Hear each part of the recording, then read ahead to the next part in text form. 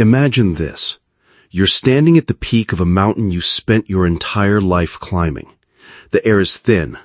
The view stretches for miles.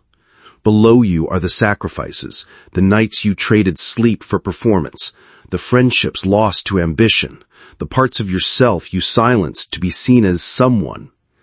And now, here you are. Admired, validated, successful.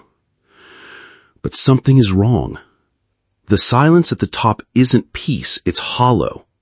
A question creeps in. Is this it? You brush it aside, like you've been taught to. You remind yourself of your achievements. But the question persists, louder, sharper. It drills into your mind until it becomes unbearable. You realize the applause never filled the emptiness. The metrics never brought meaning. The dream was never truly yours.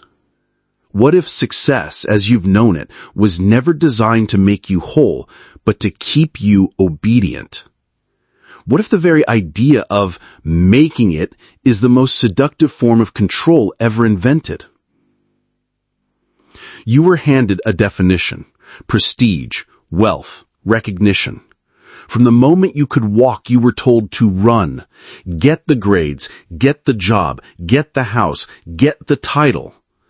Every step reinforced by praise, by fear, by comparison. You never stopped to ask, who defined the finish line? Here's the paradox no one talks about. The more you achieve in a system that never loved you, the more you lose touch with who you really are. You become successful in the eyes of the world and a stranger to your own soul. And yet, society worships this path. Success stories are paraded like modern mythology.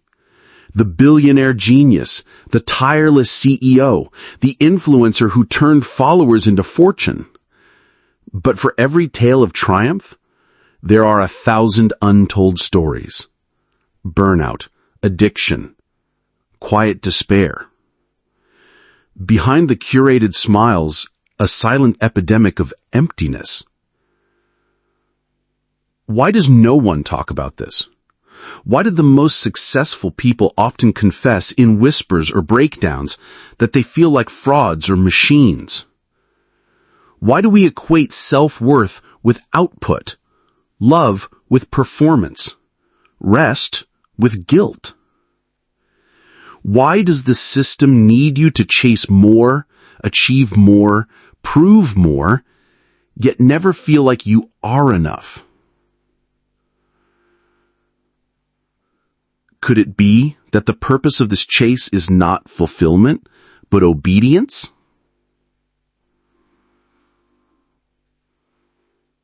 You were never meant to arrive. You were meant to keep running. Not for your liberation, but for the perpetuation of a machine that feeds on your striving.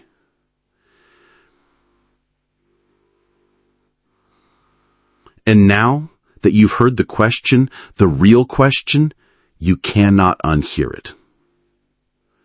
What if success isn't freedom at all, but the most beautiful cage ever built?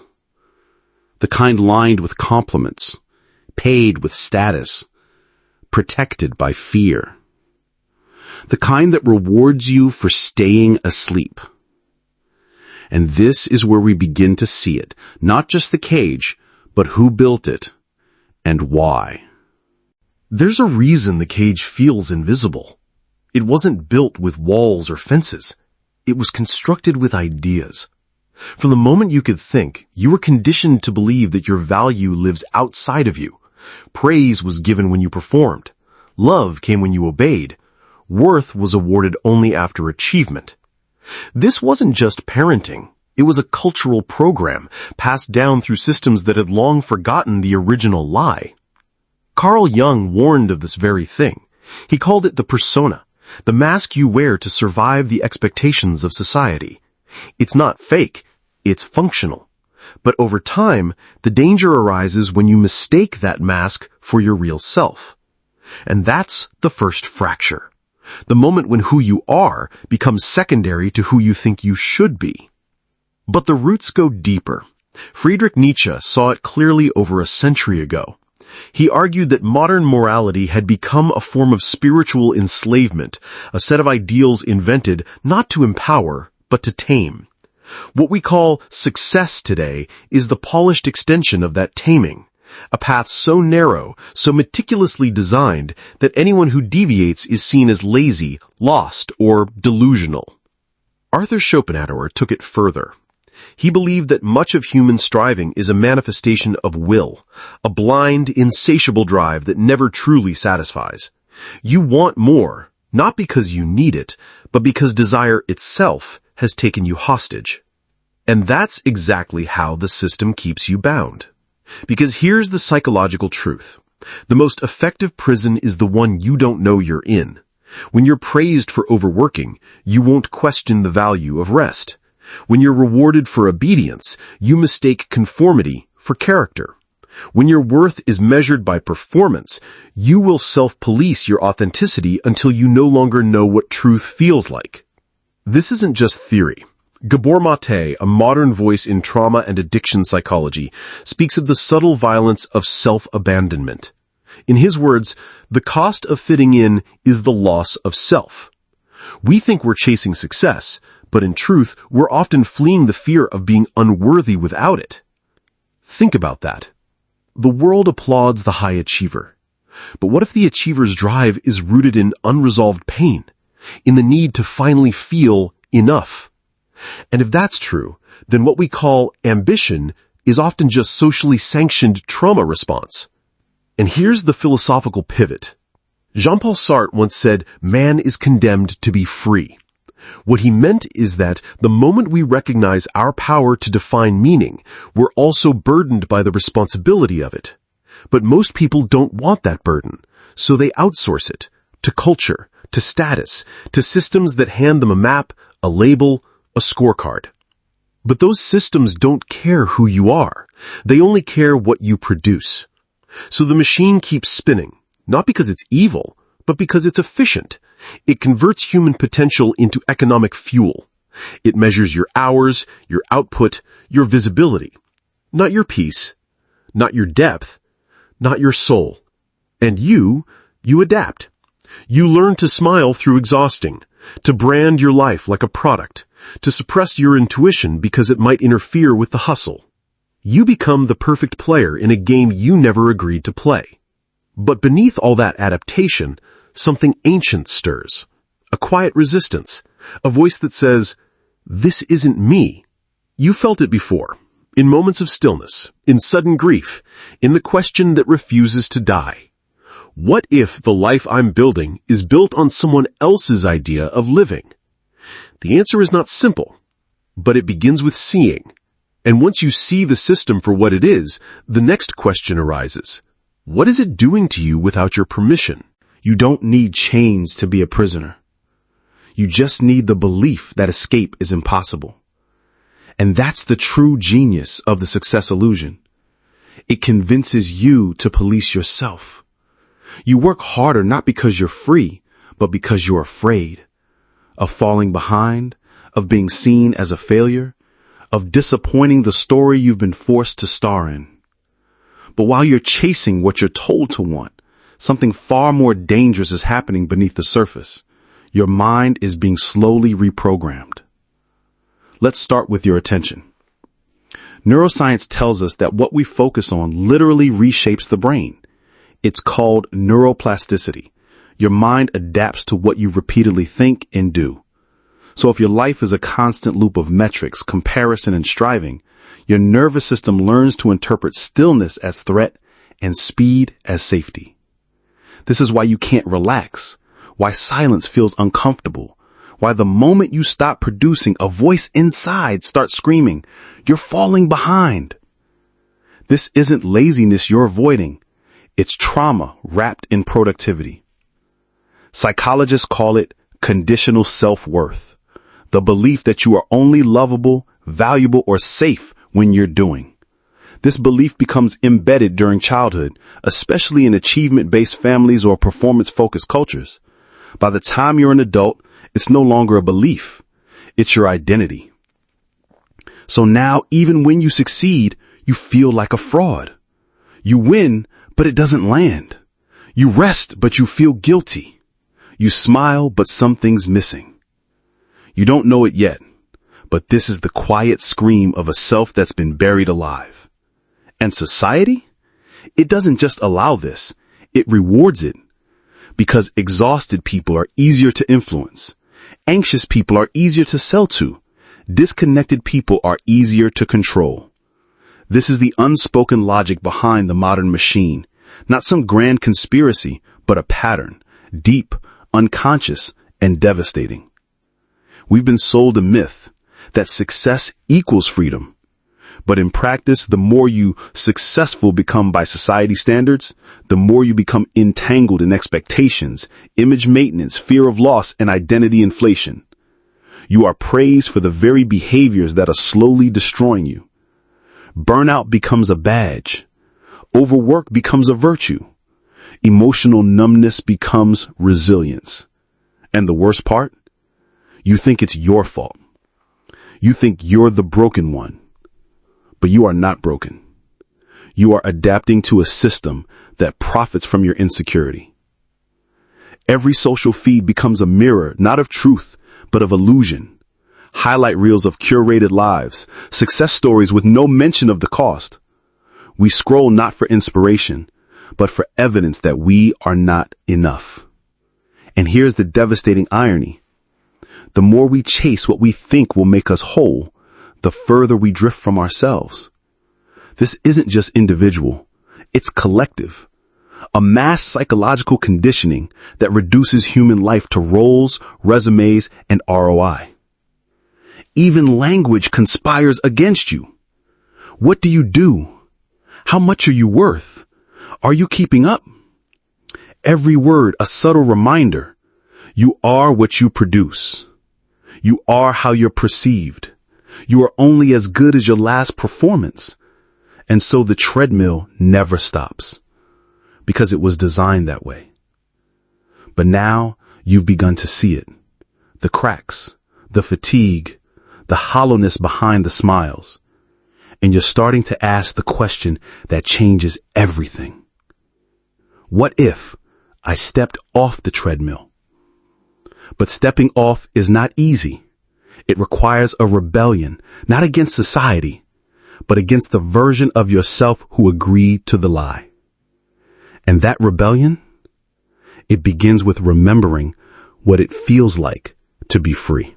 Every system of control begins to collapse the moment you recognize it.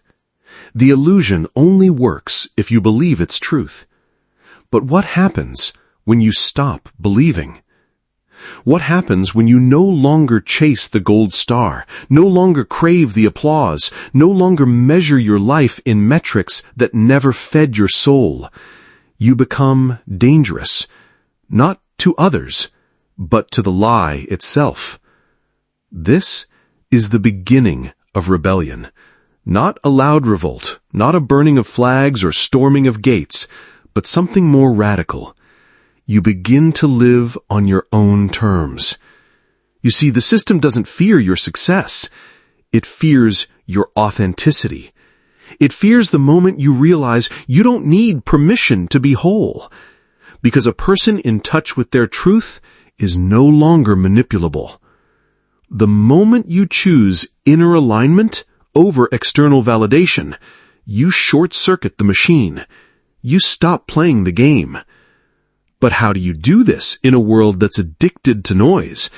How do you reclaim yourself when every part of you has been trained to perform?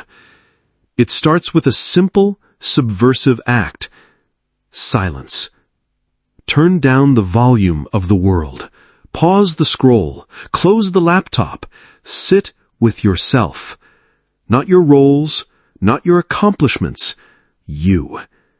And then ask, who am I when I am no longer trying to impress anyone? This question is not gentle. It strips you. It burns through layers of identity you never realized were masks. But this burning is necessary. It's not the end of you. It's the beginning. Consider the Zen wisdom of non-striving, the idea that true power arises not from force or performance, but from being radically present with what is. Laozi, the Taoist sage, once said, "When you are content to be simply yourself and don't compare or compete, everyone will respect you. But first, you must respect yourself, not for what you do, but for who you are beneath the noise." This rebellion is not a sprint. It's a reorientation of the soul. It means choosing depth over speed, purpose over profit, stillness over stimulation. It means creating new metrics. Instead of "how much did I produce?" ask "how deeply did I live?" Instead of "was I seen?" ask "was I present?" Instead of "did I win?" ask "did I honor my truth?" The system teaches you to measure success by how far you rise. But what if the real success is how deeply you root? How well you listen to your inner compass? How often you choose truth when performance would be easier? This is what Nietzsche meant when he spoke of becoming the Übermensch, not a superior being, but a person who has transcended herd values and created their own meaning. It is the act of becoming who you were before the world told you who to be. But be warned, not everyone will applaud your awakening. When you no longer play the game, you'll threaten those who still believe in it. Some will call you lazy. Others will say you've lost your drive. Let them. Because what you gain is worth everything they misunderstand. You gain yourself. And from that place, your life begins to reshape, not around duty or demand, but around resonance. Your relationships shift, your goals evolve, your creativity flourishes, not from pressure, but from presence. You're no longer chasing a version of life that was never yours. You're creating one that is. And once you live from that place, a deeper realization begins to unfold, one final truth that reframes everything you thought you knew about success itself. There comes a moment, not loud, not dramatic, when the noise finally breaks. You're sitting in silence, not because you've finished the race, but because you've stepped off the track. And in that stillness, a truth rises, not with a roar, but with a whisper. You were never meant to chase success. You were meant to embody it. Not the version sold to you in advertising, not the image mirrored back through applause, but a success that exists without performance. A success that lives in alignment, not accumulation. This is the deepest realization. Success isn't something you earn, it's something you remember. You were born whole. You were born free.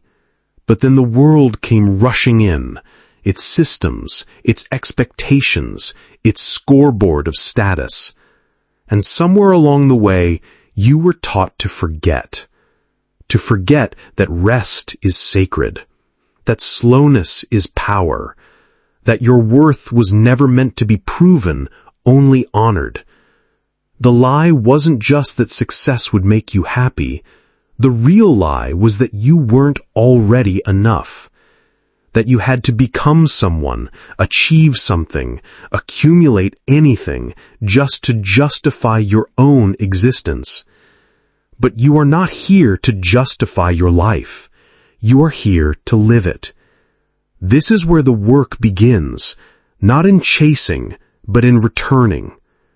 To the self beneath the striving, to the voice beneath the noise, to the peace that doesn't require achievement to exist. And once you feel that, truly feel it, everything begins to change. You stop asking, "How do I win?" and start asking, do I even want to play? You stop defining your worth through comparison and start honoring your uniqueness.